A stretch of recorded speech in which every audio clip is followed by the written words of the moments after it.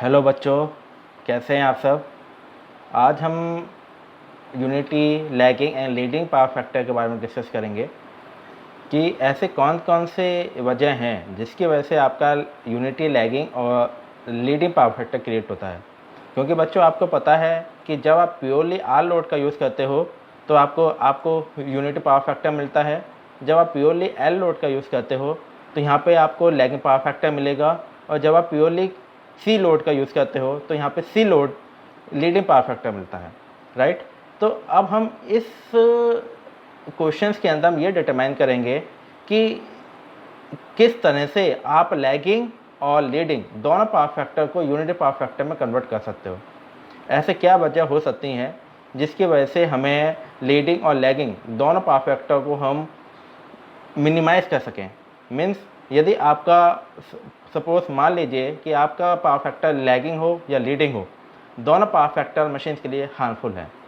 Means हमें उसके अंदर फिर हमें ये ध्यान में रखना है कि पावर फैक्टर को हमें यूनिटी पावर फैक्टर में कन्वर्ट करना पड़ेगा। तो फर्स्ट ऑफ ऑल इसके बारे में अब हम डिस्कस करने वाले हैं कि नेक्स्ट स्लाइड में मैं आपको डिफरेंट टाइप्स ऑफ क्वेश्चंस के थ्रू बताऊंगा कि ऐसे किस तरह से हम लैगिंग और लीडिंग पावर फैक्टर को इम्प्रूव कर सकते हैं और क्या क्या कंपोनेंट्स हम इसमें यूज़ करेंगे यूनिटी पावर फैक्टर को लाने के लिए। तो अब सबसे पहले हमने पावर फैक्टर बता दिया है कि पावर फैक्टर क्या होता है। पावर फैक्टर बेसिकली करंट और वोल्टेज के बीच का एंगल है। जितना अच्छा करंट और वोल्टेज के बीच का एंगल होगा आपका पावर फैक्टर उतना ही अच्छा होगा। इट मीन्स ये कहा जाता है कि यदि आपका theta face angle means current और वोल्टेज के बीच का यदि आपका फेस एंगल ज़्यादा है तो आपका हमेशा ध्यान रखना पावर फैक्टर आपका ऑलवेज कम होगा। जैसे ही आपका पावर फैक्टर कम हो जाएगा तो मशीन्स की करंट बहुत ज़्यादा हाई हो जाएगी। मशीन्स की करंट यदि हाई हो गई तो आई स्क्वायर आर लॉसेस आपके बहुत ज़्यादा क्रिएट हो जाएंगे, जिसकी वजह से मशीन्स के अंदर डिस्टर्बेंसेस क्रिएट हो जाएंगे। मशीन्स आपकी कॉस्टली हो जाएगी, है ना। मशीन्स के अंदर कंडक्टर जिसके अंदर करंट फ्लो होती है उसका साइज हैवी हो जाएगा, आपको हैवी साइज ऑफ कंडक्टर का यूज़ करना पड़ेगा। तो जिसकी वजह से मशीन्स आपकी कॉस्टली हो जाएगी। इसलिए हमें पावर फैक्टर को हमें कम पावर फैक्टर को अच्छा करना पड़ेगा। मीन्स क्योंकि आज के इस टाइम जितनी भी मशीन्स हैं सारे के सारे इंडक्टिव लोड पर चलती हैं।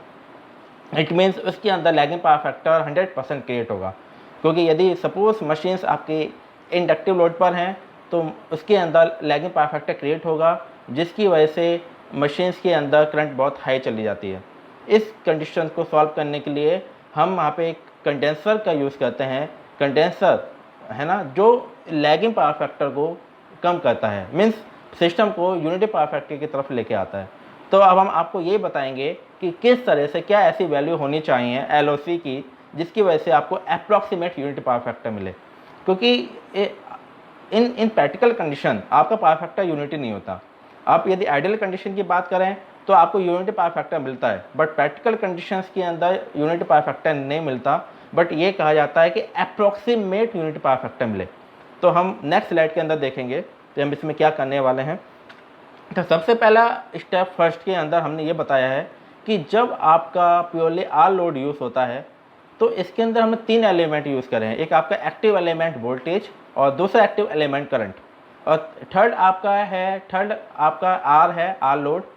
जब आप इस सर्किट के अंदर आई को फ्लो करेंगे तो हमने ये एज्यूम कर रखा है कि इस सर्किट के अंदर जो आपका आर लोड है इसमें 20 एम्पीयर करंट फ्लो हो रही है।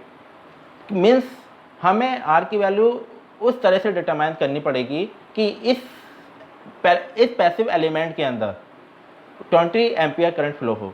तो इसका सेंस क्या है कि जब आर लोड पर ओनली 20 एम्पीयर करंट फ्लो हो, इट मीन्स आपका जो IL है, IL मीन्स लोड करंट, अब वो आपका 20 एम्पीयर है ना, 20 एम्पीयर है। मीन्स जो आपका आर लोड है उसके अंदर हमारा 20 एम्पीयर करंट फ्लो हो रही है।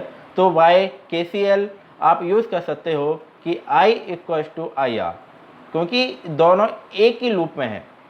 आप देखिएगा यदि सपोज ये एक बंद लूप है, इसके अंदर I = IR होगा। IR मीन्स जिसमें ऐसा लोड, एक ऐसा आर लोड जिसके अंदर 20 एम्पीयर करंट फ्लो हो रही है, और इसके अंदर आपको आर की वैल्यू उस तरह से डिटरमाइन करनी पड़ेगी कि मान एज्यूम करिए कि इसके अंदर केवल 20 एम्पियर करंट फ्लो हो, सही। तो इसके अंदर आपको क्या पता है कि जब आपका I equal to I R होगा 20 एम्पियर, तो आपको यूनिटी पावर फैक्टर मिलेगा। यूनिटी पावर फैक्टर मीन्स जब पूरे सर्किट की जो फ्लोइंग करंट है वो लोड करंट के इक्वल होगी, तो वो आपका यूनिटी पावर फैक्टर होगा। और ये पावर फैक्टर सिस्टम का सबसे अच्छा पावर फैक्टर होता है, और इसके अंदर आपके लॉसेस बहुत कम क्रिएट होते हैं। जब आपका पावर फैक्टर यूनिटी होता है तो आपका करंट ऑटोमेटिक कम हो जाता है ना। जैसे जैसे आपका पावर फैक्टर लीडिंग या लैगिंग की तरफ बढ़ेगा, आपकी करंट हाई होती चली जाएगी। तो इस कंडीशन को सॉल्व करने के लिए अब हम आगे देखेंगे कि हमें इंडक्टेंस और कैपेसिटेंस की क्या वैल्यू रखनी चाहिए, क्योंकि पूरी की पूरी मशीन्स आपकी इंडक्टिव लोड के ऊपर डिपेंड है। तो सबसे बड़ी प्रॉब्लम ये आती है कि आप इंडक्टिव लोड को कभी फिक्स नहीं कर सकते, क्योंकि ये कंटिन्यू लगातार चेंज होता रहता है। इंडक्टिव लोड आपका चेंज होता रहता है। तो हम कैपेसिटेंस की क्या वैल्यू रखें कि जिससे आपका लैगिंग और लीडिंग पावर फैक्टर अप्रॉक्सीमेटली बहुत कम हो, मीन्स यूनिटी पावर फैक्टर मिले। तो हम इसके आगे वाले नंबर सेकंड स्टेप में देखेंगे। ये आपको समझ में आ गया होगा कि हमने पहले स्टेप में ये बताया है कि जो आपका आर लोड है, इस आर लोड में 20 एम्पीयर करंट फ्लो हो रही है, और यहाँ पे आपको आर की वैल्यू वो रखनी है कि इसके अंदर 20 एम्पीयर करंट फ्लो हो। वो आप कैसे निकालोगे, मैं एक बार बता देता हूँ इसमें कि आपका जो ये आर है इसका फार्मूला क्या होगा, R equal to V upon I L, सही। तो वी की वैल्यू आप यहाँ पे कुछ भी रख सकते हैं, वी की वैल्यू आप यहाँ पे कुछ भी रख सकते हैं, मीन्स 220 वोल्ट 30 वोल्ट, राइट। तो आप यहाँ पे वी की वैल्यू कुछ भी रख सकते हैं, बिकॉज ये voltage is only constant, 220 volt 230 volt so on, कुछ भी वैल्यू रख दीजिए। बट आई एल की वैल्यू यहाँ पे आपको 20 रखनी है। मान लीजिए यहाँ पे हमने 220 रख दी, राइट।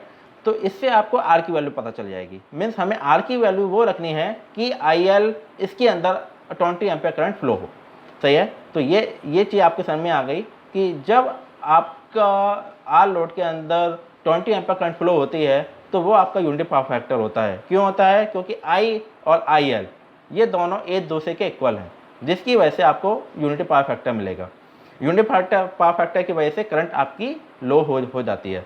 अब नेक्स्ट स्लाइड में देखते हैं, नेक्स्ट स्टेप में देखते हैं कि जब आपका आर लोड लगा हुआ है, आर लोड और एल लोड दोनों लगे हुए हैं, तो आपने इसमें देखा कि आपका आर लोड के अंदर भी 20 एम्पीयर करंट फ्लो है, एल लोड के अंदर भी 20 एम्पीयर करंट फ्लो है। मीन्स हमें दोनों की वैल्यू वो रखनी चाहिए जिससे इन दोनों सर्किट के अंदर 20 एम्पीयर करंट फ्लो हो। आर लोड के अंदर भी 20 करंट एम्पीयर फ्लो हो और एल लोड के अंदर भी 20 एम्पीयर करंट फ्लो हो। और ये आपको डिटरमाइन करना पड़ेगा आर, क्योंकि इसका फार्मूला क्या होता है, आर का फार्मूला क्या हो जाएगा, वी अपॉन आई एल, और आई एल आपको पता है 20 एम्पीयर, सही है। और आप एक्सएल निकालोगे, एक्सएल का फार्मूला क्या होता है, V upon I X L, कि जो वह करंट जो एक्सएल के अंदर फ्लो हो रही है। और एक्सएल का फार्मूला क्या होता है बच्चों, एक्सएल का फार्मूला होता है 2 पाई एफ एल। इससे आप एल की वैल्यू निकाल सकते हो, सही है। तो ये चीज़ क्लियर हो गई यहाँ पे, मतलब हमने केवल करंट की वैल्यू ली है, आर और एल की वैल्यू को हमने अकॉर्डिंग टू द करंट के लिए छोड़ रखा है कि जितनी करंट फ्लो होगी आप उसी के हिसाब से आर और एल को वैल्यू को वेरी कीजिए, है ना। तो अब हम इसमें देखते हैं कि हम यहाँ पे कैसे वैल्यू निकालेंगे आई, क्योंकि सबसे बड़ी प्रॉब्लम यह आती है कि बच्चे क्या मिस्टेक कर देते हैं यहाँ पे कि जब आपके दोनों कंपोनेंट्स, दोनों पैसिव कंपोनेंट्स शंट में लगे हों, आर और एल ये दोनों शंट में लगे हुए हैं, तो बच्चे क्या गलती करते हैं, यहाँ पे केसीएल लगा देते हैं। केसीएल का मतलब I equal to I R plus I L, सही है, ये बच्चे कर देते हैं। बट ये गलत हो जाएगा। ये इसलिए गलत होगा क्योंकि मैं बताता हूँ आपका बच्चों फार्मूला क्या होता है, आपका डायरेक्ट फार्मूला आप ये यूज़ करते हो Z equal to R plus J X. जब आप इसका मैग्नीट्यूड निकालोगे तो कैसे निकालोगे, रूट में, सही, आर स्क्वायर, ओ सॉरी ये मैं ऊपर लिख देता हूँ बच्चों, ये थोड़ा यहाँ पे घिचपिच हो जाएगा, छोटी जगह है, तो यहाँ पे हम लिख देते हैं। जब आप जेड का मैग्नीट्यूड निकालोगे तो कैसे करोगे, जेड का मैग्नीट्यूड इक्वल टू आर का square, right, plus x L का स्क्वायर, सही। तो आर का स्क्वायर क्या हो जाएगा, वी आई आर का स्क्वायर, आर क्या है आपका वी अपॉन आई आर का square, plus x L V upon I L का स्क्वायर, सही। तो आप वी को कांस्टेंट ले लीजिए, वी बाहर आ जाएगा, तो आपका ये फार्मूला आ जाएगा टोटल, कि मीन्स जब आप टोटल आई निकालोगे तो वो दोनों के वेक्टर के स्क्वायर के बराबर होता है। सही, तो यहाँ पे आपका फार्मूला क्या हो जाएगा बच्चों, यहाँ पे डायरेक्ट फार्मूला हो जाएगा I इक्वल्स टू रूट में I square plus I L square. बच्चों आप कभी भी ये मिस्टेक मत करना कि डायरेक्ट केसीएल मत लगाना कि I equals to I R plus I L, तो इससे क्या आंसर आएगा आपका 40 एम्पेयर आंसर आ जाएगा। यदि आप डायरेक्ट केसीएल लगाते हो तो I इक्वल्स टू क्या हो जाएगा यहाँ पे आई आर प्लस आई एल, जिससे क्या हो जाएगा 20 प्लस 20 इक्वल्स टू 40 एम्पेयर आ जाएगा। बट ये आंसर गलत है। ये आंसर इसलिए गलत है क्योंकि कभी भी आप R और L को शंट में जोड़ते हो तो उसका हमेशा मैग्नीट्यूड आप निकालोगे, आप कभी भी दोनों को एक साथ ऐड नहीं करोगे। क्यों? क्योंकि ये जो R होता है ये आपका active element means passive element होता है, मतलब ये एक्टिव पावर देता है। जो आपका R लोड होता है वो आपका एक्टिव पावर देता है जिसका हम यूज़ करते हैं, और L लोड होता है ये आपका पैसिव पावर देता है जिसका हम यूज़ नहीं करते, अनयूजफुल पावर। तो इसका फार्मूला क्या बनता है Z equals to R plus J X, जिसकी वजह से आप इसका निकालोगे मैग्नीट्यूड निकालोगे तो फार्मूला मैंने आपको बता दिया R square plus x L का स्क्वायर। सही है, ये क्लियर है बच्चों? यहाँ तक बात क्लियर हो गई सबको? तो अब हमने ये फार्मूला डायरेक्ट हमने यहाँ पे यूज़ कर दिया है कि I इक्वल्स टू रूट में आई आर का स्क्वायर प्लस आई एल का स्क्वायर। अब हम यहाँ पे वैल्यू पुट करेंगे। आई आर कितना है 20 एम्पियर, आई एल कितना है 20 एम्पियर। तो आप नेक्स्ट स्लाइड में देखोगे बच्चों, नेक्स्ट स्लाइड में देखना कि यहाँ पर टोटल आई जो आपका आ जाएगा, इसे सॉल्व करने के बाद आपका जो टोटल आई आएगा वो आएगा आपका 28.28 एम्पियर। आप देखना जब आपने प्योर आर लोड यूज़ करा है तो आपकी करंट कितनी है 20 एम्पियर। जब आपने I L means inductive load use करा है तो आपकी करंट हाई हो गई। जब आपने केवल आर लोड यूज़ करा है तो यहाँ पे आपको पावर फैक्टर यूनिटी मिल रहा है, मीन 20 एम्पियर मिल रही है। जैसे ही आपने सर्किट के अंदर एल लोड यूज़ करा तो इसकी वजह से करंट आपकी हाई हो गई। This is called lagging power factor. Lagging power factor बच्चों क्यों हुआ? क्योंकि यहाँ पे आपने एल लोड यूज़ करा हुआ है। एल लोड की वजह से आपको लैगिंग पावर फैक्टर मिलता है, इसलिए हमने यहाँ पे लैगिंग पावर फैक्टर लिखा है कि पावर फैक्टर लैगिंग। आपको मैंने बताया था कि जब पावर फैक्टर आपका कम होगा, लैगिंग या लीडिंग होगा, तो आपकी करंट हाई हो जाएगी। अब देखो बच्चों यहाँ पे करंट हाई हो गई। इसका सेंस ये है कि जैसे जैसे आप एल की वैल्यू को बढ़ाओगे, जैसे जैसे आप एल की वैल्यू को बढ़ाओगे, इस वैल्यू को आप बढ़ाओगे तो आपकी करंट हाई होती चली जाएगी और आपका पावर फैक्टर भी लैगिंग हाई होता चला जाएगा, जिसकी वजह से करंट के हाई होने से मशीन्स के अंदर लॉसेस क्रिएट हो जाते हैं और डिस्टर्बेंसेस क्रिएट हो जाते हैं, और मशीन्स का जो कंडक्टर है उसका साइज आपको काफ़ी लार्ज लेना पड़ेगा, जिससे मशीन कॉस्टली हो जाएगी, है ना। और मशीन का साइज ज़्यादा हो जाएगा क्योंकि करंट यदि हाई होगी, लॉसेज ज़्यादा क्रिएट होंगे, तो उसे कंट्रोल करना भी है, करंट को कंट्रोल भी करना है। तो करंट को कंट्रोल करने के लिए आपको बहुत हैवी कंपोनेंट यूज़ करने पड़ेंगे, जिसे हम कहते हैं फिल्टर्स। तो जिसकी वजह से मशीन का साइज बड़ा हो जाता है, मशीन कॉस्टली हो जाती है। तो इस कंडीशन को सॉल्व करने के लिए हमें ऐसे वैल्यू पुट करनी है जिससे हमें यूनिटी पावर फैक्टर मिले। अब हम इसके बाद नेक्स्ट स्लाइड के अंदर देखते हैं कि नेक्स्ट स्लाइड क्या कहती है।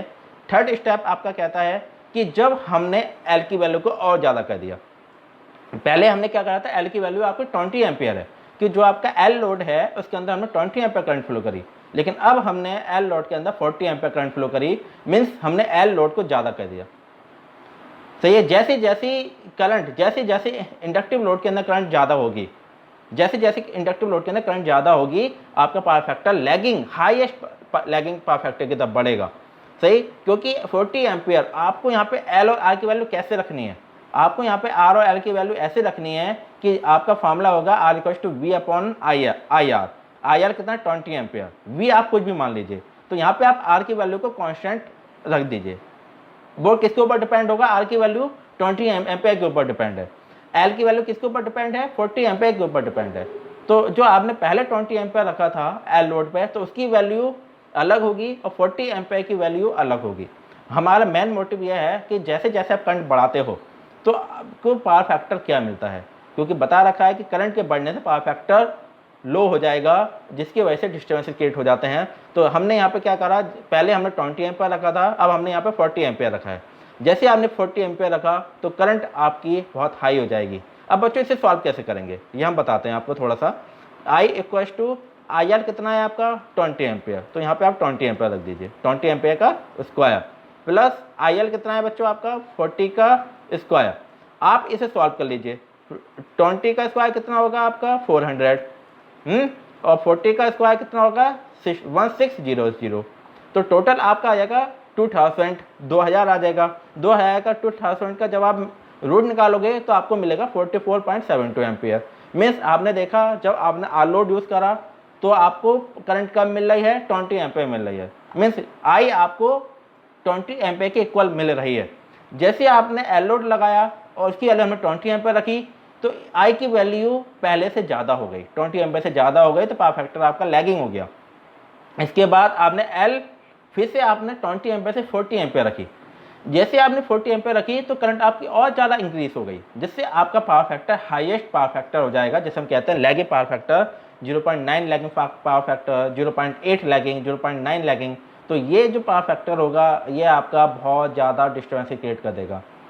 हमारा मेन मोटिव ये रहता है कि हम एल और सी की वैल्यू को उस तरह से डिटरमाइन करें, उस तरह से रखें जिससे आपको अप्रोक्सीमेट यूनिटी पावर फैक्टर मिले।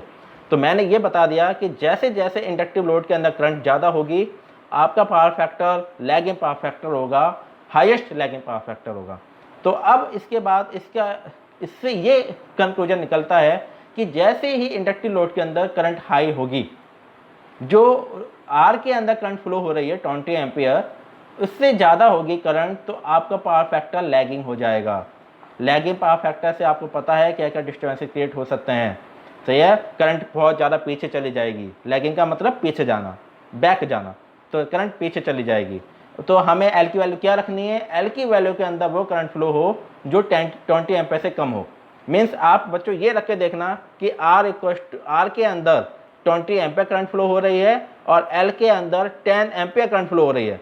तो इसका सेंस क्या है, करंट आपको इन दोनों के कंपेरेटिव कम मिलेगी। मीन्स आपने पावर फैक्टर को लैगिंग पावर फैक्टर होगा बट कम होगा।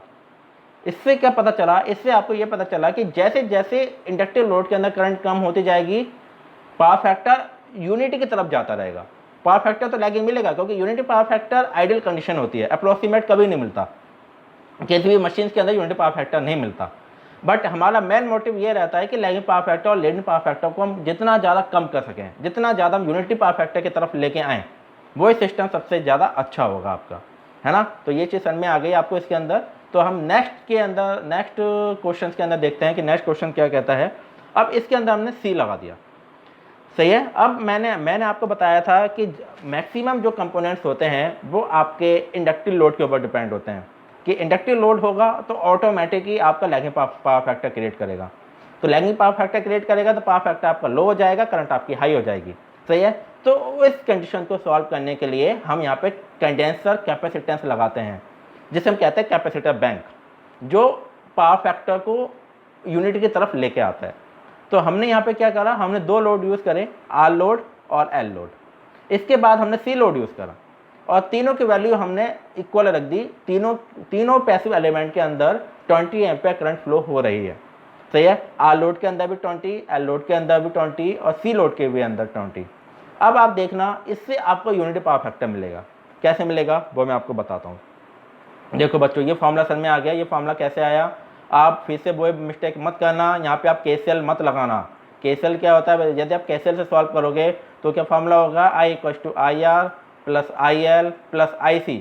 तो इसका आंसर कितना आ जाएगा, इसका आंसर आ जाएगा 60 ampere. But this is the wrong answer, सही है, क्योंकि ये एल और सी आपके पैसिव एलिमेंट होते हैं जो एनर्जी को स्टोर करते हैं, और आर भी आपका पैसिव एलिमेंट होता है बट ये एक्टिव पावर देता है, और एल और सी पैसिव पावर देते हैं, जिसकी वजह से आप यहाँ पे केसीएल नहीं लगा सकते। यहाँ पे आप इसका अंडर रूट निकाल के वैल्यू को निकालोगे, सही है। तो हमने यहाँ पे फॉर्मूला लगा दिया, I = IR² plus IL minus IC का स्क्वायर रूट। अब बच्चों ये IL माइनस IC कैसे आया, IL माइनस IC कैसे आया ये मैं आपको बता देता हूँ, क्योंकि आपने फार्मूला पढ़ा होगा। आपने फार्मूला क्या पढ़ा है यहाँ पे, Z = R प्लस J। अब वे बच्चों ये मैं फिर से यहाँ लिख देता हूँ थोड़ा, और आप ध्यान से देखना। आपका फार्मूला होता है Z = R प्लस J है ये XL माइनस XC, सही है, ये आपका फार्मूला होता है। तो जब आप इसका मैग्नीट्यूड निकालेंगे, जब आप बच्चों यहाँ पे जेड का मैग्नीट्यूड निकालोगे तो क्या फार्मूला हो जाएगा, जेड का मैग्नीट्यूड इक्वल्स टू रूट में, ये आपका रूट आ जाएगा यहाँ पे, है ना, आई आर लोड के अंदर कौन सी करंट फ्लो हो रही है, आई आर का स्क्वायर प्लस आई एल के अंदर कौन सी करंट फ्लो हो रही है, आई एल माइनस एक्सी के अंदर कौन सी करंट फ्लो हो रही है, आई सी का होल स्क्वायर। मीन्स जब इंडक्टेंस और कैपेसिटेंस आप दोनों यूज़ करोगे तो ये दोनों एक दूसरे के माइनस में आते हैं। एक्सएल यदि प्लस में होगा तो एक्सी अब हमेशा माइनस में होगा, दोनों हमेशा एक दूसरे के अपोजिट डायरेक्शन में काम करेंगे। यदि suppose XL minus current flow कर रहा है तो एक्सी आपका प्लस करंट फ्लो करेगा ऑलवेज, सही है। तो जिसकी वजह से आपका जो करंट होगा, जो आपका ये टोटल करंट होगी, वो टोटल करंट आपकी आई रूट में I R square plus I L minus I C square के बराबर होगी। ये सब में आ गया। तो बच्चों हमेशा इस चीज़ का ध्यान रखना, हमेशा इस चीज़ की गलती मत करना बच्चों कभी भी। और क्योंकि बच्चे मैक्सिमम यही गलती कर देते हैं कि ये पेपर गेट में भी ये क्वेश्चन बहुत पूछे जाते हैं, और जब ये क्वेश्चन पूछे जाएँ तो आप हमेशा इसी चीज़ का ध्यान रखना बच्चों कि यहाँ पे आप कभी भी केसीएल मत लगाना, केसीएल, क्योंकि जहाँ पे भी आप आर एल सी कंपोनेंट देखें तो वहाँ पे आप केवल इसी फार्मूला का यूज़ करें, ये वाला फार्मूले का आप यूज़ करें।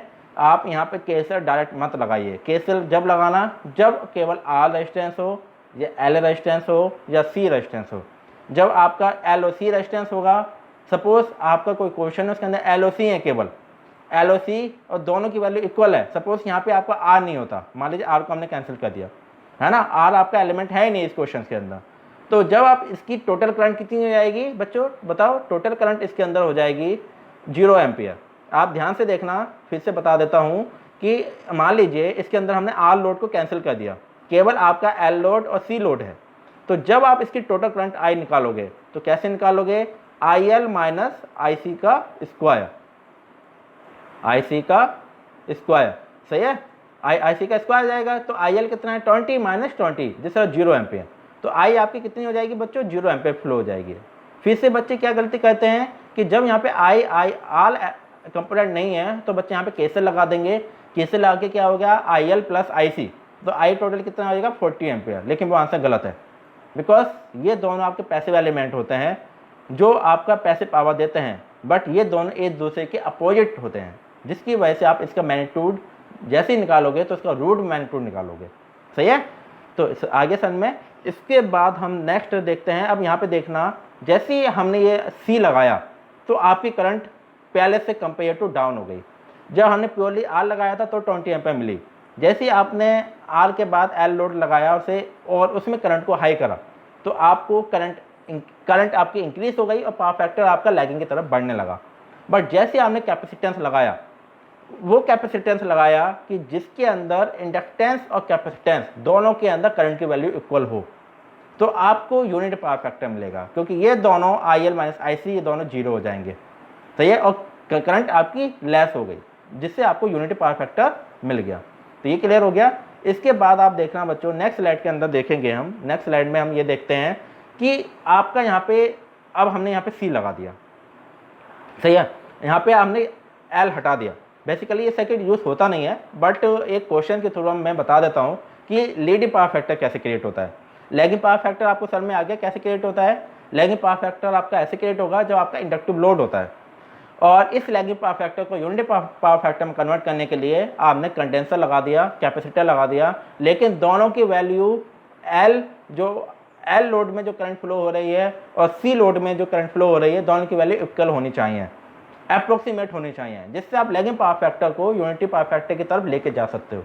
बट जैसे ही हमने इसके अंदर सी लगाया और दोनों की करंट इक्वल है, सही है, तो आप देखना ये जो पावर फैक्टर होगा आपका लीडिंग पावर फैक्टर होगा, क्योंकि यहाँ पे आपका एल लोड नहीं है। अब बच्चों देखना कैसे, अब हमने डायरेक्ट फार्मूला लगा दिया, ये वाला फार्मूला आपको पता ही है ना, आई इक्वल टू रूट में I R square plus I L minus I C का स्क्वायर। तो बच्चों यहाँ पे जो आई एल है ये आपका 0 होगा, क्योंकि आई एल तो है ही नहीं, यहाँ पे एल लोड है नहीं, एल लोड नहीं है तो आई एल आपका 0 हो जाएगा। आई एल जैसे ही आपका 0 होगा, अब मैं आपको यहाँ दिखाता हूँ, है ना, थोड़ी ज़्यादा हो गया, आई एल आपका यहाँ पे 0 हो गया बच्चों, आई एल 0।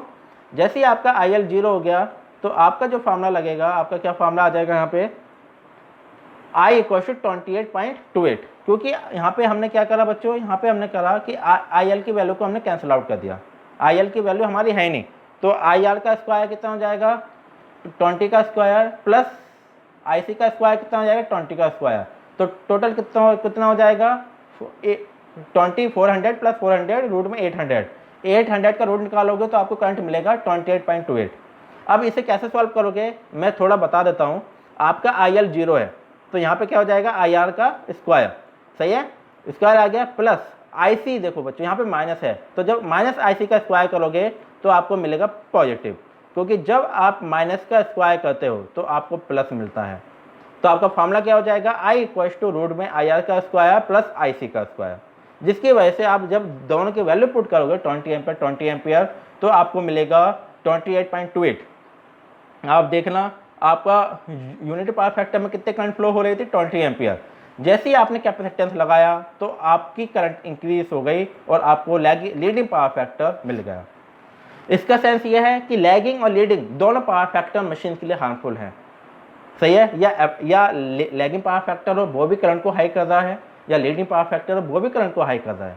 मीन्स हमें पावर फैक्टर को यदि यूनिटी क्रिएट करना है तो हमें L और C दोनों 100% लगाने ही पड़ेंगे।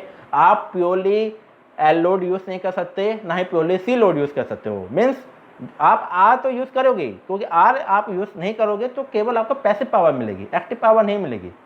आपने जैसे R लोड यूज़ करा तो आपको एक्टिव पावर मिलेगी, बट जैसे आपने इंडक्टेंस लोड तो कंपल्सरी है ही लगाना। इंडक्टेंस लोड जैसे आपने लगाया तो आपको अप्रोक्सीमेट पैसिव पावर मिलेगी, मीन एक्टिव पावर से कम। बट जैसे जैसे इंडक्टिव लोड कंटिन्यू चेंज, क्योंकि मशीन्स के अंदर इंडक्टिव लोड कंटिन्यू चेंज होता रहता है ना, कहीं लोड ज़्यादा हो गया कहीं लोड कम हो गया, तो जिसकी वजह से पावर फैक्टर आपका बहुत कम चला जाता है। तो इसकी वजह से हमें कैपेसिटेंस की वैल्यू को भी हमें कंटिन्यू चेंज करना पड़ेगा। मतलब यदि आपका इंडक्टिव लोड चेंज हो रहा है तो कैपेसिटेंस की वैल्यू को भी हमें कंटिन्यू चेंज करना पड़ेगा, जिसकी वजह से आपका पावर फैक्टर यूनिटी की तरफ चला जाए, है ना। तो हमारा मेन मोटिव, अब हम सेकंड क्वेश्चन के अंदर देखते हैं। सेकंड के अंदर क्या है बच्चों, सेकंड के अंदर आर लोड के अंदर 20 एम्पीयर करंट फ्लो हो रही है, सी लोड के अंदर 40 एम्पीयर करंट फ्लो हो रही है। आप इसके अंदर देखना, इसका जब आप क्वेश्चन को सॉल्व करोगे तो इसका हाईएस्ट लैगिंग पावर फैक्टर मिलेगा। फॉर्मूला आपको पता है, हम इसी फॉर्मूला का यूज़ करेंगे, I इक्वल टू रूट में IR square plus IC square. जो आप इसका निकालेंगे 20 का स्क्वायर 400 और 40 का स्क्वायर 1600, तो टोटल आ जाएगा रूट में 2000। तो जब इसका रूट निकालोगे तो 44.72 आ जाएगा, कि मीन्स ये आपका लैगिंग पावर फैक्टर है, मतलब ये कम है ये आपका ज़्यादा है, जिसकी वजह से इस पावर फैक्टर के अंदर करंट आपकी ज़्यादा फ्लो होगी। लैगिंग मतलब लैगिंग आपका ज़्यादा है यहाँ पे, नॉट पावर फैक्टर तो लीडिंग है, बट लैगिंग जो आपका है वो आपका ज़्यादा है। मीन्स आपका ये कैसे ज़्यादा है कि मान लीजिए ये आपका V है ना, तो लैगिंग पावर फैक्टर क्या होता है कि करंट आपकी आगे चले जाना। लैगिंग का मतलब लीडिंग का मतलब करंट आगे जाना और लैगिंग का मतलब करंट पीछे जाना। जब आपकी करंट 28.28 एम्पीयर करंट फ्लो हो रही है तो आपकी करंट ये है ना, दोनों का मतलब दोनों का जो एंगल है वो थोड़ा कम रहेगा। मैं फिर से बता देता हूँ बच्चों, दोनों में क्या डिफरेंस है। दोनों में आपका लैगिंग और आपका दोनों इसमें और इसमें दोनों में ये डिफरेंस है कि आपने मान लीजिए कोई रेफरेंस पॉइंट मान लिया V, ये आपका I है, तो आपका ये लीडिंग पावर फैक्टर हो जाएगा। ये हमने कौन सा ले लिया 5 मतलब पहला वाला, जिसके अंदर 28.28 एम्पीयर करंट फ्लो हो रही है। अब हम सेकंड वाला बनाएंगे जिसके अंदर 44.72, ये आपका V है, तो I आपका इससे ज़्यादा होगा, फर्स्ट वाले से ज़्यादा होगा। तो I आपका कैसे होगा, ऐसे करके हो जाएगा, या इससे ज़्यादा हो जाएगा। मान लीजिए हम इसे कम कर लेते हैं, तो ये तो 90 हो गया, चलो 90 नहीं, ये थोड़ा इससे कम ही होगा। इससे कम का मतलब थोड़ा सा कम हो जाएगा, इसका मान लीजिए ऐसे करके, है ना, ये से थोड़ा ज़्यादा हो जाएगा। तो ये आपका जो थीटा है आपका इंक्रीज हो रहा है, मतलब करंट बहुत ज़्यादा आगे जा रही है। इसका मतलब क्या है कि लॉसेस आपके बहुत ज़्यादा क्रिएट हो जाएंगे।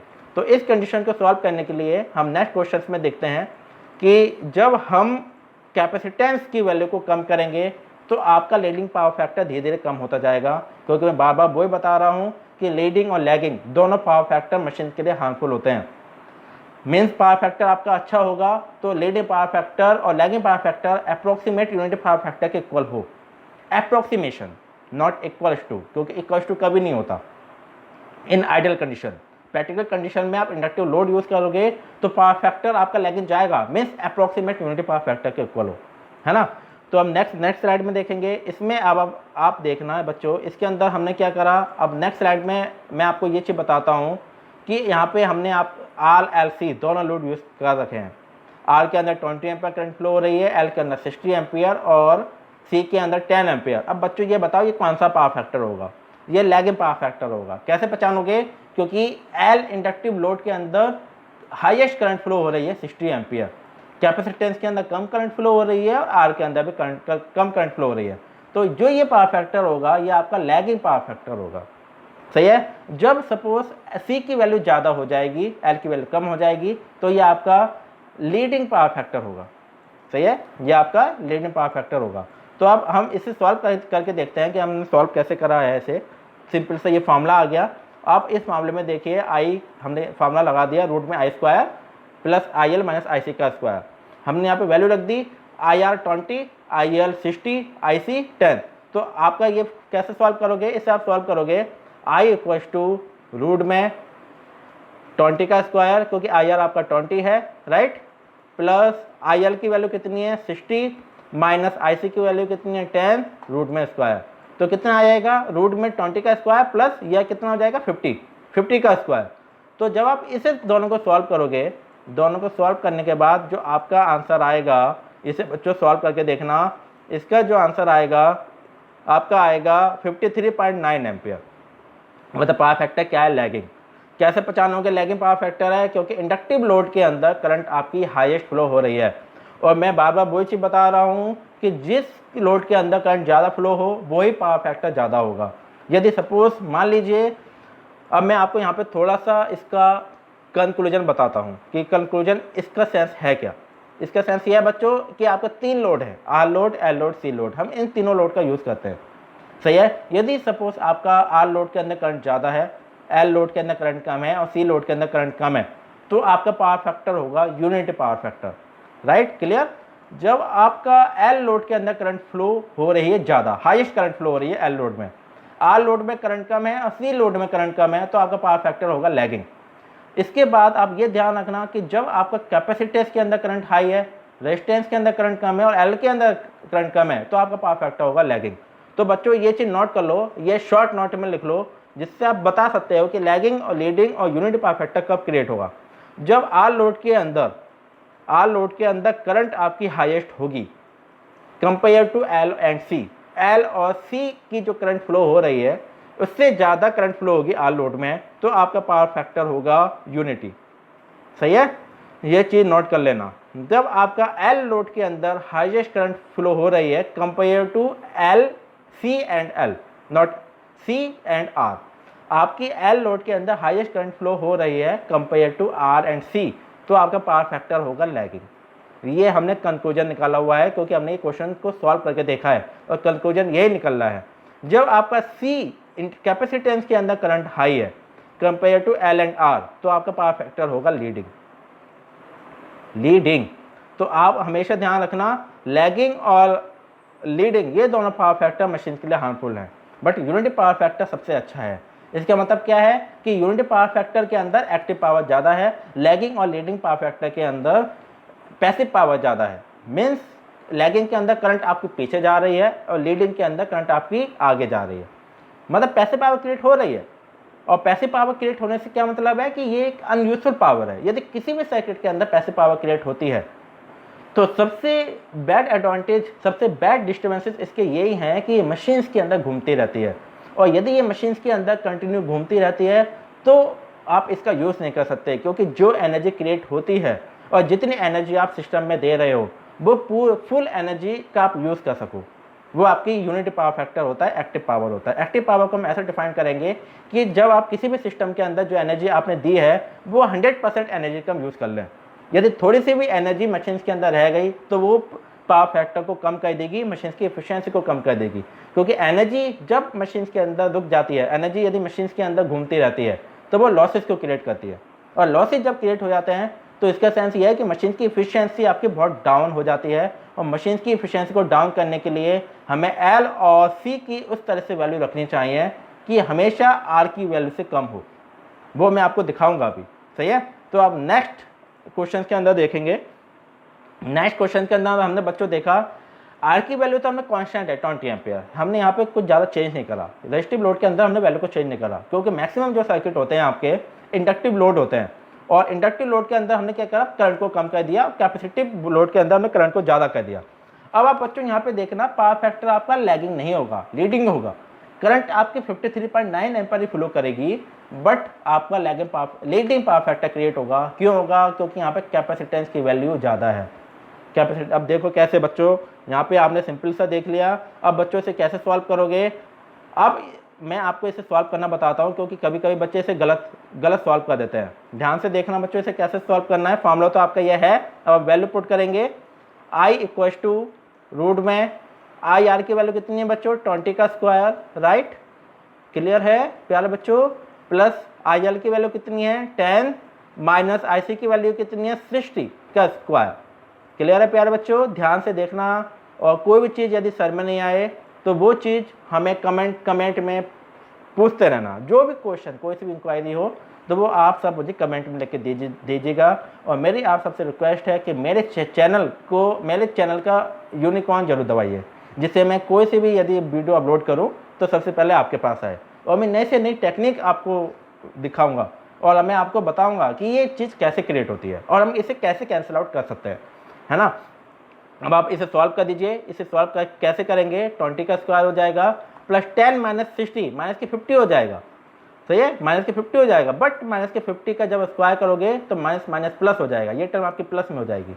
आपका जब आप इसे सॉल्व करोगे 20 का स्क्वायर कितना होता है? 400, और 50 का स्क्वायर आप देख लेना। जब इसे टोटल सॉल्व करोगे तो आंसर आ जाएगा आपका 53.9 एम्पियर, और पावर फैक्टर आपका लीडिंग होगा। क्यों? क्योंकि आपका कैपेसिटेंस में करंट की वैल्यू ज़्यादा फ्लो हो रही है। तो आप बच्चों ये बताओ कि 7 और 8 ये सिस्टम के लिए अच्छे हैं? नहीं, अच्छे नहीं है, क्योंकि इसके अंदर लैगिंग पावर फैक्टर क्रिएट हो रहा है, इसके अंदर लीडिंग पावर फैक्टर क्रिएट हो रहा है। मीन्स मशीन के अंदर पैसिव पावर क्रिएट हो रही है। लैगिंग हो या लीडिंग हो, दोनों मशीन के लिए हार्मफुल है। ये चीज़ आप सोच लीजिएगा। आपका पावर फैक्टर कब अच्छा होगा? जब आर की वैल्यू इंडक्टेंस और कैपेसिटेंस से ज़्यादा अच्छी होगी। सही है? या आप कैसे रखोगे आप, क्योंकि सबसे आप अब इस वैल्यू को कैसे डिटरमाइन करोगे? क्योंकि हर मशीन इंडक्टिव लोड पे चलती है, इंडक्टिव लोड कंटिन्यू चेंज होता रहता है। सही है, जिससे आपका लैगिंग पावर फैक्टर भी चेंज होगा। लैगिंग पावर फैक्टर को इम्प्रूव करने के लिए, लैगिंग पावर फैक्टर को यूनिट पावर फैक्टर लाने के लिए आप कंडेंसर लगाते हो। और आप कभी भी देख लेना पावर ग्रिड या पावर डिस्ट्रीब्यूशन लाइन में, वहाँ पे आपके जो कंडेंसर लगे होते हैं पूरा बॉक्स लगा होता है। सही है, ये हम इसलिए यूज़ करते हैं क्योंकि इंडक्टिव लोड आपका कंटिन्यू चेंज होता रहता है, तो आपको कैपेसिटेंस की वैल्यू भी, कैपेसिटिव लोड की वैल्यू भी आपको कंटिन्यू चेंज करनी पड़ेगी। यदि आपने कैपेसिटेंस की वैल्यू को कांस्टेंट कर दिया और इंडक्टिव लोड आपका कंटिन्यू चेंज हो रहा है, तो आपको लैगिंग पावर फैक्टर मिलेगा, जिसकी वजह से आपकी करंट बहुत ज़्यादा हाई हो जाएगी और सिस्टम के अंदर लॉसेस क्रिएट हो जाएंगे। सिस्टम को यूनिटी पावर फैक्टर लाने के लिए, अप्रॉक्सीमेट यूनिटी पावर फैक्टर लाने के लिए आपको एल और सी को कंटिन्यू चेंज करना पड़ेगा। यदि एल चेंज हो रहा है तो सी को भी लगातार चेंज करना पड़ेगा। सही है, और सी को कभी भी कांस्टेंट नहीं रखना है। सही है, इस चीज़ का हमेशा ध्यान रखना बच्चों। सही है, तो इससे आपको ये पता चल गया कि कैसे आप सिस्टम के अंदर लीडिंग और लैगिंग पावर फैक्टर क्रिएट होते हैं। अब नेक्स्ट हम देखेंगे बच्चों यहाँ पे एक टेबल। अब मैं यहाँ पे आपको टेबल के थ्रू समझाता हूँ। ये टेबल आपकी है बच्चों, इस टेबल के अंदर आप ध्यान से देखना कि सबसे पहले हमने यहाँ पे वोल्टेज लिया हुआ है, वोल्टेज आपका कांस्टेंट है। आप 3 फेस ले लीजिए, सिंगल फेस ले लीजिए, 11 kV, 22 kV, 33 kV, 220 kV, 440 volt, है ना, या 220 वोल्ट, कुछ भी ले लीजिए वोल्टेज, बट आपका कांस्टेंट रहेगा। हर सिस्टम में वोल्टेज कांस्टेंट रहेगा।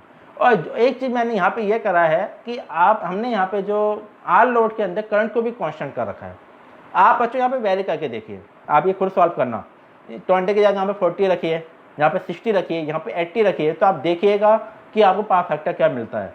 बट मैं आपको एक चीज़ बता दूँ कि जब आप प्योरली आर लोड यूज़ करते हो तो वो आपका यूनिट पावर फैक्टर है। मीन्स इसलिए हमने यहाँ पे कांस्टेंट रखा, क्योंकि जिस आपको करंट कितनी चाहिए, जब आप इंडक्टिव लोड या कैपेसिटिव लोड यूज़ कर रहे हो तो करंट हमेशा हाई हो रही है, 20 एम्पेयर आपको नहीं मिल रही है, आपको पावर फैक्टर यूनिटी चाहिए। इट मीन्स सर्किट के अंदर 20 एम्पेयर करंट फ्लो होनी ही चाहिए। जैसे सर्किट के अंदर 20 एम्पेयर करंट फ्लो हो जाएगी, आपको power factor unity power factor मिल जाएगा। इसलिए हमने यहाँ पे RI की वैल्यू को कांस्टेंट कर रखा है। जो आर लोड है इसके अंदर कांस्टेंट करंट फ्लो कर रखी है, हमने इसे कोई वेरी नहीं करा हुआ है, क्योंकि यदि आप रेजिस्टेंस की करंट को वेरी करोगे तो आप नहीं पहचान पाओगे कि ये सर्किट आपका लैगिंग है या लीडिंग है। यूनिटी पावर फैक्टर कभी नहीं मिलेगा। यूनिटी पावर फैक्टर मिलने को यूज़ करने के लिए आपको रेजिस्टेंस के अंदर करंट को कांस्टेंट करना पड़ेगा। मतलब जब आप इंडक्टिव या कैपेसिटिव लोड वेरी करोगे तो रेजिस्टेंस के अंदर करंट कांस्टेंट होनी चाहिए, कोई डिस्टर्बेंस क्रिएट नहीं होना चाहिए, क्योंकि रेजिस्टेंस का काम क्या है, करंट को डिसिपेट करना, सही है। और रेजिस्टेंस ही आपको एक्टिव पावर देता है। इसका मतलब सपोज सर्किट के अंदर यदि 20 एम्पेयर करंट फ्लो हो रही है, वो पूरी की पूरी 20 एम्पेयर करंट लोड के अंदर जा रही है और लोड उसका यूज़ कर रहा है, जिसे हम कहते हैं आर लोड। इसका पहला क्या लॉजिक समझ में आ गया, जहाँ पे ये आपका आ रही है, इसका सेंस ये है, ये आपका टोटल करंट है आई। जब आपने वोल्टेज लगाया सर्किट के अंदर तो सर्किट के अंदर 20 एम्पेयर करंट फ्लो हो गई, वो 20 एम्पेयर करंट आपकी आर लोड के अंदर जा रही है। इसका मतलब जितना आप एनर्जी दे रहे हो वो सारी एनर्जी आप यूज़ कर रहे हो, तो this is the unity power factor, है ना। अब आप इसके बाद देखना, जैसे ही हमने इंडक्टिव लोड लगाया 20 एम्पेयर का, तो करंट आपकी हाई हो गई, this is the lagging power factor. इसका मतलब क्या है बच्चों, इसका मतलब यह है कि 20 एम्पियर करंट तो आर लोड के अंदर जा रही है, बट 28.28 मीन्स 8.28 करंट आपकी पहले ही सर्किट के अंदर स्टोर है। पहले जो करंट थी वो 20 एम्पियर थी, जब आपने एल लोड लगाया उसके अंदर हमने 20 एम्पियर के करंट को फ्लो करा तो आपने देखा करंट आपकी हाई हो गई 28.28, और हमें करंट कितनी चाहिए, 20 एम्पियर चाहिए। ये 20 एम्पियर हमें चाहिए, सही है, हमें 20 एम्पियर करंट चाहिए। लेकिन जैसे आपने एल लोड लगाया करंट आपकी हो गई 28.28, मीन्स यूनिटी पावर फैक्टर लाने के लिए 20 एम्पियर करंट तो फ्लो हो रही है, बट 8.28 एम्पियर करंट ज़्यादा फ्लो हो रही है, जो यूनिटी पावर फैक्टर को लैगिंग पावर फैक्टर में कन्वर्ट कर रहा है। वो कैसे आया, आपने इंडक्टिव लोड लगाया। अब क्या है बच्चों, जैसे आपने इंडक्टिव लोड के अंदर जो करंट फ्लो हो रही है उसे हाई कर दिया, हमने 40 कर दिया, तो आपको करंट और ज़्यादा हाई हो गई 44.72, जी आपका और ज़्यादा लैगिंग पावर फैक्टर हो गया। तो आप हमेशा ध्यान रखना बच्चों, फर्स्ट जो है ये आपका यूनिटी पावर फैक्टर है, सेकंड आपका लैगिंग पावर फैक्टर है, और थर्ड आपका लैगिंग पावर फैक्टर है। अब कोई बच्चा बता सकता है कि सेकंड और थर्ड में कौन सा पावर फैक्टर ज़्यादा डेंजरस है, थर्ड वाला 40 एम्पियर वाला। आपका जो पावर फैक्टर कौन सा डेंजरस है, ये वाला पावर फैक्टर सबसे ज़्यादा डेंजरस है, जिसमें 44.72 क्रिएट हो रही है एम्पियर। आप इसके अंदर पैसे पावर ज़्यादा वेस्ट हो रही है। आप देखना यूनिटी पावर जब आप मशीन के अंदर यूनिटी पावर फैक्टर लेके आओगे तो 20 एम्पियर करंट चाहिए, सही है। इसके अंदर सेकंड वाले के अंदर जब आपने 20 एम्पियर करंट फ्लो करी इंडक्टिव लोड के अंदर, तो इसके अंदर कितने करंट फ्लो हुई 28.28, मीन्स यूनिटी पावर फैक्टर के 20 एम्पियर तो आर के अंदर चली गई, बट 8.28 करंट एल के अंदर चली गई। अब जैसे आपने इंडक्टिव लोड के अंदर करंट को हाई करा तो टोटल करंट हो गया 44.72, तो 20 एम्पियर तो आर के अंदर चली गई, एक्टिव पावर जैसे हमने यूज़ कर लिया। 44.72 माइनस 20, तो कितना बचा करंट 24.72, वो आपकी पैसिव पावर हो गई, मीन्स पैसिव पावर आपकी एक्टिव पावर से ज़्यादा हो गई, जिससे आप मशीन के अंदर डिस्टर्बेंस ज़्यादा क्रिएट हो जाएंगे, और थर्ड वाला पार्ट बहुत ज़्यादा डैमेज सिस्टम को कर देगा, डिस्टर्बेंस ज़्यादा क्रिएट करेगा। अब हम फोर्थ पार्ट के अंदर देखते हैं। फोर्थ पार्ट क्या कहता है बच्चों, पहले हम इसे रफ कर देते हैं क्योंकि थोड़ा थोड़ा बच्चों को डिस्टर्बेंस होने लगेगा। और मैं फिर से कह रहा हूँ बच्चों, मेरी रिक्वेस्ट है कि आप सब मेरे चैनल को लोगों में भेजें और उसके बेल आइकन को दबाएं, जिससे मैं जो वीडियो अपलोड करूं आप डे बाई डे उसे देखते रहें। अब हम फोर्थ स्टेप पे देखते हैं। आपने यहाँ पे देखा कि जो आर लोड है इसके अंदर आपको 20 एम्पियर करंट फ्लो हो रही है, एल लोड के अंदर 10 एम्पियर करंट फ्लो हो रही है। करंट एल लोड के अंदर कम है, पहले वाले में 20 एम्पियर थी, सेकंड वाले में 40 एम्पियर थी, थर्ड वाले में 10 एम्पियर है। तो आप देखना करंट आपकी कंपेयर टू दोनों से कम हो रही है, ये आपका लैगिंग पावर फैक्टर कम है। मीन्स ये पावर फैक्टर आपका अच्छा है। इन दोनों से आपका पावर फैक्टर बहुत अच्छा है, क्योंकि यहाँ पे पैसिव पावर कितनी क्रिएट हुई 8.28, यहाँ पे कितनी क्रिएट हुई 24.72, यहाँ पे कितनी क्रिएट हुई 2.36। मीन्स पैसिव पावर धीरे धीरे, जब आपने इंडक्टिव लोड के करंट को कम करा, पैसिव पावर आपके कम क्रिएट हुई, जिससे आप लैगिंग पावर फैक्टर को अप्रोक्सीमेट यूनिट पावर फैक्टर की तरफ लेकर जाओगे। सही है। तो बेसिकली जो फोर्थ वाला सिस्टम है, ये वाला सिस्टम फोर्थ, ये सिस्टम आपकी मशीन के लिए सबसे बेस्ट है, क्योंकि अप्रोक्सीमेटली यूनिटी पावर फैक्टर नहीं होता, क्योंकि आज के टाइम पे आप इंडक्टिव लोड यूज़ करते हो, हर जगह इंडक्टिव लोड यूज़ करते हो, तो आपको यूनिटी पावर फैक्टर नहीं मिलता। Means approximate unity power factor मिले, वो अच्छा है। मीन्स एक्टिव पावर ज़्यादा होनी चाहिए, पैसिव पावर कम होनी चाहिए। इसका आप ये ध्यान रखिए, जो आपका 28.28 है, सबसे अच्छा पैसिव एक्टिव पावर कौन सा है, सबसे अच्छा तो यही है, लेकिन ये होता नहीं है। इसके बाद आपका है ये वाला, जिसके अंदर 10 एम्पीयर करंट फ्लो हो रहे हैं इंडक्टिव लोड में। इसके बाद थर्ड नंबर पे कौन सा है 28.28, और लास्ट पे सबसे बुरा है 44.72। तो सबसे पहले कैसा आएगा, ये आपका फर्स्ट है, मान लीजिए ये आपका सेकंड है, ये आपका थर्ड है, और ये आपका फोर्थ है। तो यदि आप इसका इंक्रीमेंट करेंगे तो कैसे करेंगे, first greater than, less than, 4 less than, second less than, third. तो थर्ड वाले का पावर फैक्टर आपका सबसे बेकार होगा। सही है। अब हम इसके बाद देखते हैं बच्चों, ये सीरीज आपको सर में आ गई होगी। इसके बाद हम नेक्स्ट देखेंगे कि जब आपने कैपेसिटेंस लगाया फोर्थ वाले स्टेप के अंदर, फिफ्थ वाले के अंदर, सॉरी, जो आपका फिफ्थ स्टेप है ये इसके अंदर आप देखना, हमने यहाँ पे कैपेसिटेंस लगा दिया 20 एम्पीयर का। तो मैंने आपको बताया था कि ये दोनों इक्वल है, तो ये दोनों एक दूसरे को कैंसिल आउट कर देंगे, क्योंकि ये दोनों एनर्जी को स्टोर करते हैं, बट एक दूसरे के अपोजिट स्टोर करते हैं। यदि इंडक्टेंस वाली करंट आगे जा रही है तो कैपेसिटेंस वाली पीछे जाएगी, यदि कैपेसिटेंस वाली करंट आगे जा रही है तो इंडक्टेंस वाली करंट पीछे जाएगी। कैसे, मैं वेवफॉर्म एक बार दिखा देता हूँ आपको। ये आपकी हो गई रेजिस्टेंस, ये आपकी हो जाएगी इंडक्टेंस, और ये आपकी हो जाएगी कैपेसिटेंस। तो आप देखना 0 से π/2 तक, जब इंडक्टेंस आपका माइनस है तो कैपेसिटेंस प्लस होगा ऑलवेज, जब कैपेसिटेंस माइनस है तो इंडक्टेंस आपका प्लस होगा, जिसकी वजह से दोनों एक दूसरे की एनर्जी को कैंसिल आउट कर देंगे और आपको अप्रोक्सीमेट यूनिटी पावर फैक्टर मिल जाएगा। तो जैसे ही आपने कैपेसिटेंस लगाया तो आपको यूनिटी पावर फैक्टर मिला, this is the best and best. यहाँ पे आपको 100% एक्टिव पावर मिल रही है। जैसे ही आपने इंडक्टिव लोड को हटा दिया और केवल कैपेसिटिव लोड लगाया और वहाँ पे वैल्यू को कम करा, 20 एम्पीयर करंट फ्लो हो रही है, तो आपकी करंट फ्लो होगी 28.28, आपको पावर फैक्टर मिलेगा लीडिंग। जैसे ही आपने कैपेसिटेंस की करंट को हाई करा, करंट आपकी ज़्यादा हो गई, करंट आपकी सॉरी यहाँ पे आपकी ज़्यादा हो जाएगी। सही है, यहाँ पे करंट आपकी ज़्यादा हो जाएगी, करंट के ज़्यादा होने से पावर फैक्टर आपको लीडिंग मिलेगा। सही, क्योंकि कैपेसिटेंस यूज़ करते हो। यहाँ पे आप देखना करंट की वैल्यू को कम करा, करंट की वैल्यू को, यहाँ पे करंट की वैल्यू ज़्यादा है ना, यहाँ पे देखना करंट की वैल्यू थोड़ी कम है, यहाँ पे करंट बहुत ज़्यादा है, यहाँ पे और कम है।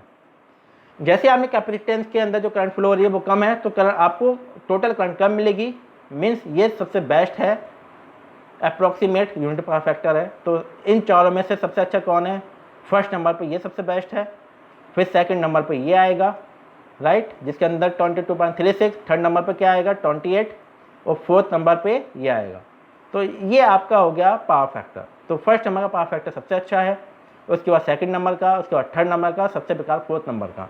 और फोर्थ नंबर वाला पावर फैक्टर मशीन को ज़्यादा डिस्टर्बेंस क्रिएट करेगा। अब हमने क्या करा बच्चों, अब हमने ये देखा कि आपका सपोज हमने मान लीजिए इंडक्टिव लोड कंटिन्यू चेंज हो रहा है और कैपेसिटेंस के अंदर हमने कम वैल्यू रख दी।